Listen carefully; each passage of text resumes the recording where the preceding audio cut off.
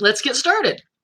Our session today is a course redesign project, Adaptive Courseware in Biology, presented by Dr. William Robertson, who is a professor in the Teacher Education Department in the College of Education and interim dean for College of Health Sciences at my alma mater, University of Texas at El Paso.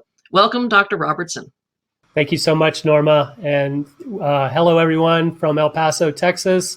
I want to thank everyone for attending this. I've been really enjoying this conference and learning a lot from the entire cohort and all the presentations. So happy to be a part of it. I also want to take a minute to thank the partners that I've worked with. So from APLU, Every Learner Everywhere, and of course, the folks here at the University of Texas at El Paso. Just a little bit about UTEP, as we call it, the University of Texas at El Paso. We're posited as America's leading Hispanic serving university. And I used to call us a super HSI, but now that's our tagline. We're 80% Hispanic, Latino, and 50% of our families are earning less than $20,000 annually. So it's a low SES area, but it's an area rich in tradition, and the border is a great place to live and work. We're right next to Ciudad Juarez in Mexico. And Texas is so big that we're so far west that we're in our own time zone. We're in the mountain time zone where the rest of Texas is in central. You may know some things about UTEP. We started as a school of mines.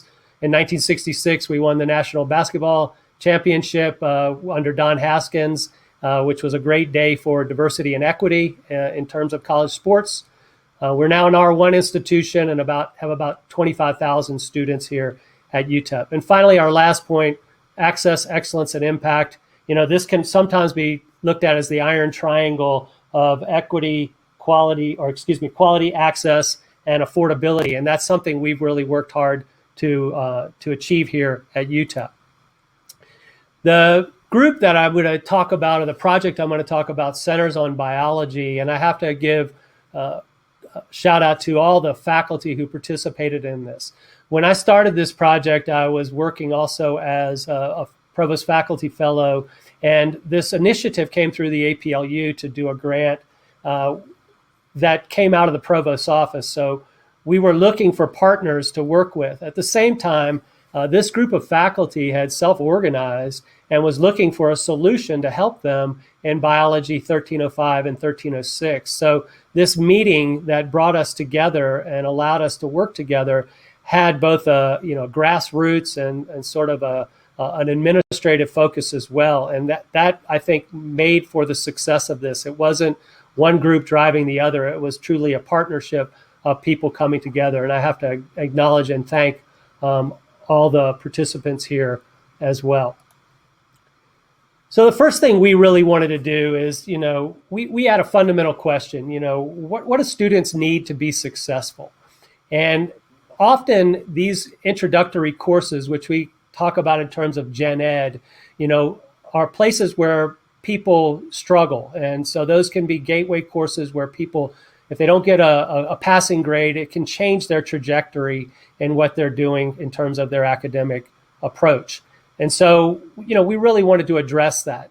The secondary part was, where could we, integrate technology into courses, and could we impact the enrollments as well? So we started to think about this in terms of, adaptive courseware, open education resources, and then trying to integrate active learning strategies across all the sections of biology through the time we were running these trials. Now, many of you, I'm sure, know about adaptive courseware, but the big part of it is that it provides the user the ability to be responsive in the learning mode, so they can work with the instructor. You can see how people are learning, and you can also, the learner can drive themselves into deeper and better understandings through interaction with the content. But the one thing I would point out here is that from the APLU's definition is that, it can be done in all these modalities: face-to-face, online, flipped, and blended courses. And when we began this project, these were high enrollment, face-to-face introductory biology courses. So enrollment somewhere between 150 and 200 students for each section in face-to-face approaches. So the first thing we really had to do was align these courses in terms of the student learning outcomes. And so we got the grant in the spring of 2019. That summer, we set out to really do a backward design process to align the student learning outcomes across both Biology 1305 and 1306. And while these professors had self-organized, they hadn't done a cooperative course redesign project. So really, we worked that way together to make sure that we were all doing the same kinds of things across the various sections. We also really had to look into what adaptive courseware was, because like any type of thing in education, whether it be inquiry-based approaches or adaptive courseware, there were different definitions and different experience levels by all the participants. So we started to look at 5 different textbooks and adaptive courseware solutions, one of which was an OER solution in OpenStax. So when we started this, we decided in the spring we were going to have 2 professors who were going to run a pilot as we worked on this integration of adaptive courseware. And the first one we picked was McMillan with the LearnSmart platform. And the other 2 professors were going to continue to work in the adaptive courseware area going forward. So these were face-to-face classes. The adaptive courseware was in the LMS. It was done, students could do the work inside class or outside class or whenever they wanted, because those materials were made asynchronously. And then there was a synchronous connection in the face-to-face part of class. But then, like for us all, the COVID came, and basically around spring break of last year in 2020, we went to completely remote. And so one of the things that happened was all courses went to remote. And I think the courses that we had prepared in this way were better positioned to make that transition, because students already were using the platform outside of class. Now they had to change a little bit of the instruction. So the lectures went from online to video. They did have very few synchronous opportunities, so they went basically asynchronous the rest of the way. So this was something that impacted us all. But I think by doing the course redesign with the technology, the group was better positioned to make that transition, and their students were better prepared because they had experience with the technology as well. When we went forward with this, originally we wanted to put forward the idea of integrating OER into this for many different reasons. Part of it was to make it more accessible. Part of it was also to deal with some of the inequities that might happen because of the costs of different technologies. So that was something we kept in mind as we were moving forward. We also had 3 members of our group participate in the Faculty Guild, which was something that came about from the APLU, which linked biology professors together with other people across the network of people using adaptive courseware. And that was really helpful, because this kind of subject matter area expertise along with the discipline support really helped. So we had some great conversations coming out of that as well. The big part was we continued to try to think about what could we do to really make an impact. And I mentioned before we had one software provider early on with a textbook.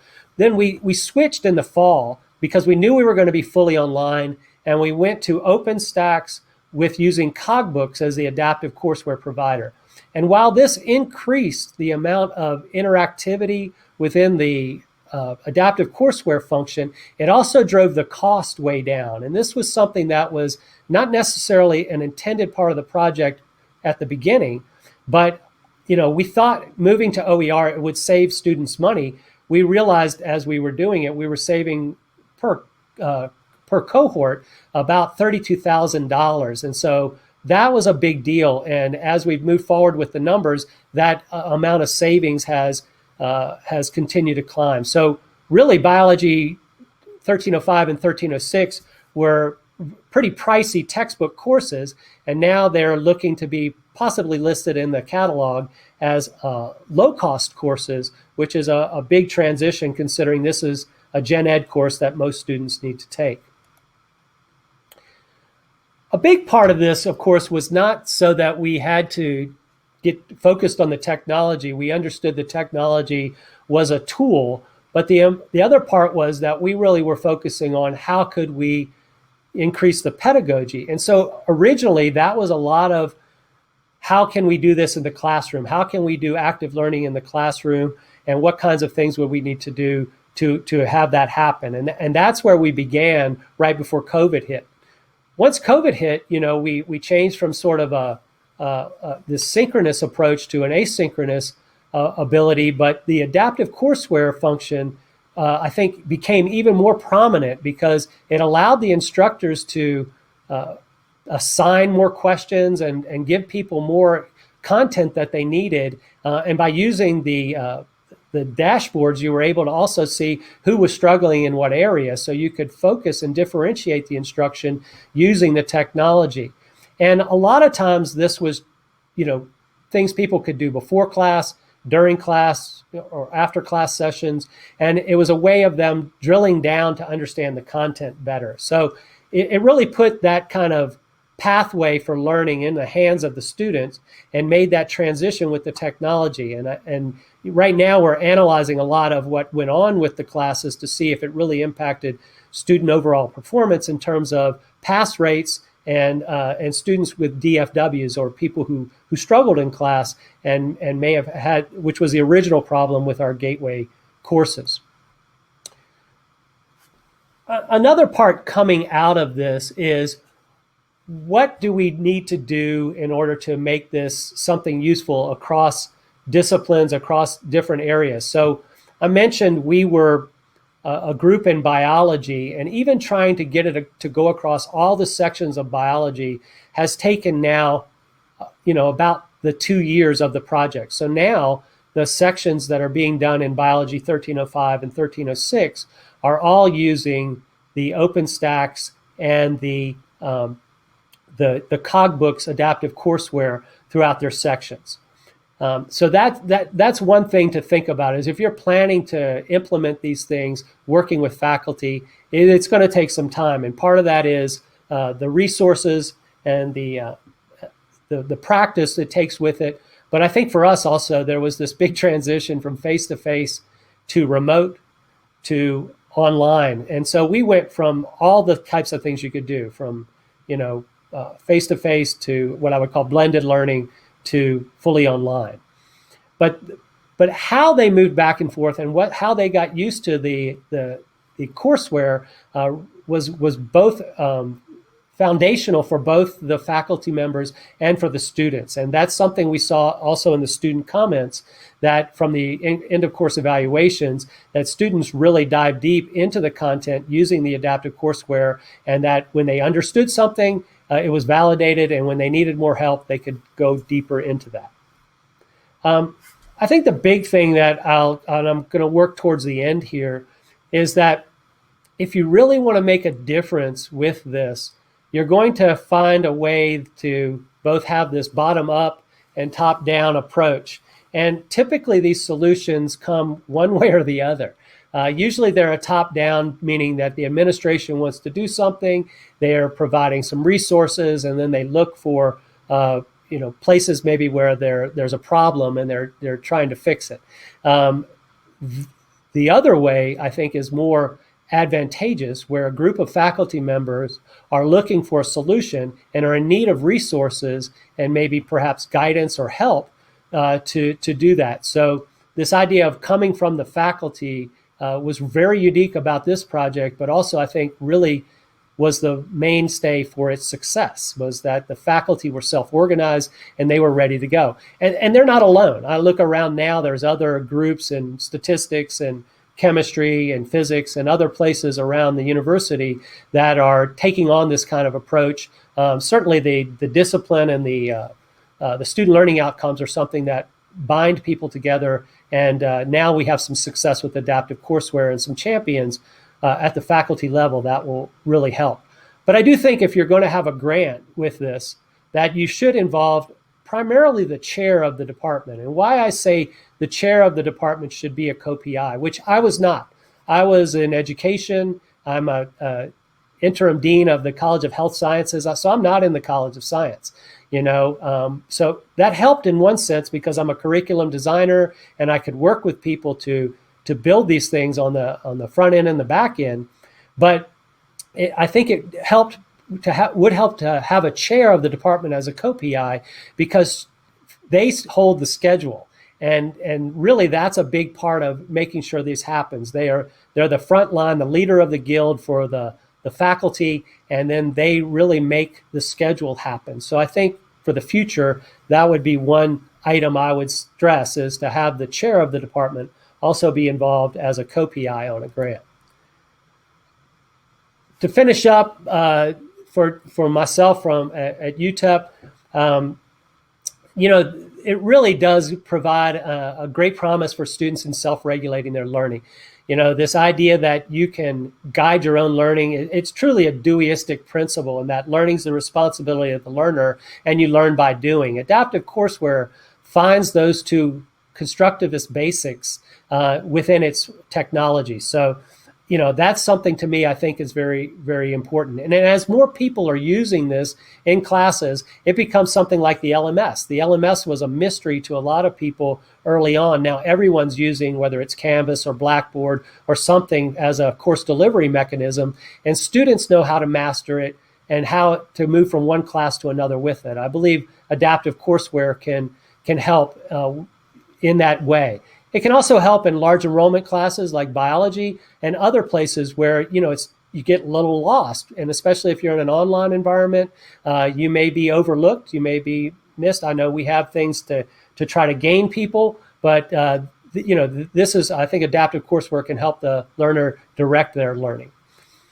The big thing that this was a pilot study, it did drive the cost of things down substantially. And that direct economic benefit is great for our students here at UTEP, but I think that's a plus for all students. Going from about $120 per student to $40 per student over the course of this project was not a necessarily targeted goal, but it is a wonderful outcome that we're clinging to as we move forward in these projects. And lastly, I would just say combining it with open education resources can give students success. And really that's what we're trying to do, is increase the access, decrease the cost, and give people more opportunities to succeed and get their degrees. So with that, I'll say thank you. Thank you, Dr. Robertson. I would encourage our audience to submit your questions into the Q&A section. I do see that we have a few questions that have come in. A couple of the questions are very similar and have to do with the logistics in choosing your adaptive courseware. So when you're looking at choosing, so you all started with the Macmillan product with LearnSmart and you transitioned over to the OpenStax and CogBooks. Can you give us a little bit of an idea, kind of elaborate on that transition and what thought processes went in when y'all were making the choices and making the change for your students' sake? Sure, I'd be happy to. So first off, everybody was using a different textbook and they liked their textbook very much. And so, that was a big part of, what are we going to do in terms of resources? Another part was once we let others know that we were interested in adaptive courseware, different vendors stepped forward and said, hey, we have adaptive courseware solutions and we'd like to share them with you. So that was a big part of our exploration as well. The third part was really that the faculty members diving into this idea of adaptive courseware and understanding what was called adaptive courseware, but really wasn't adaptive courseware, and what was called adaptive courseware and was adaptive courseware. Being able to differentiate that was something that the group undertook, and I think as researchers they really dove into that and uncovered that, and ultimately that's why we settled on OER, the OpenStax, and CogBooks. CogBooks really was a more dynamic, adaptive courseware option for us. And then it complemented the work we could do within the textbook as OpenStax, and also what the professors were putting forward. And then there was the added cost benefit as well. So it was really an investigative process by the group, and then ultimately we settled on one in working together. And I have to say that every group was easy to work with, but the folks at Cogbooks have been quite responsive and have been a great partner. Thank you. So let's look at the student side of it. If the students are doing so much learning based on the adaptive courseware and the adaptive learning process, then what do the faculty do when they've actually got this time in the lecture hall or in their lecture periods? What can they do now, since a lot of the learning is going on with the adaptive learning process? Yeah, so originally the idea was these were large lecture hall classes, and we were going to increase the ideas or the approaches using active learning techniques. So rather than delivering content or standing up in the front of the room and going through a series of slides, the instructor was going to do peer-to-peer learning, doing polling, do different types of engagement activities that could be done in the class that would complement what they're doing in the laboratory as well as in the content area. So there was probably more student-to-student interaction and student-to-instructor action, and less about the teacher being straight away didactic. Also that approach, I think, extended into the online, where students could drill down and begin to see topics that they didn't understand well and dive into them deeper. But also faculty could look and see where are students struggling. And so it's one thing, I think, you come in with a lesson plan and I'm going to cover these 5 things. By looking at the dashboard, you realize students know 3 of them, but the other 2 really are way off. And so that's where I should spend my time. So in some ways, it caused the professor to pivot, not only for the live classes, but I think also in the video resources. We used a technology called UJA, which would allow people to do screen captures and do videos. And so we were kind of doing just-in-time videos to respond to what we were learning from the adaptive courseware. The instructors were. And so I think that kind of flexibility is something that was useful for both the students and for the professors. So kind of evolving from that, can you give us an idea of how using adaptive courseware in STEM particularly may improve the equity in these courses for racially and minoritized students, and kind of give us an idea of what kind of outcomes you are seeing for these students at UTEP? Yeah, I think that that's a big part of our mission, of course, because we are an access, excellence, and impact university. And as I mentioned, a super HSI, so 80% Hispanic, bilingual, bicultural, right on the border, and many students, a majority of students are first generation students.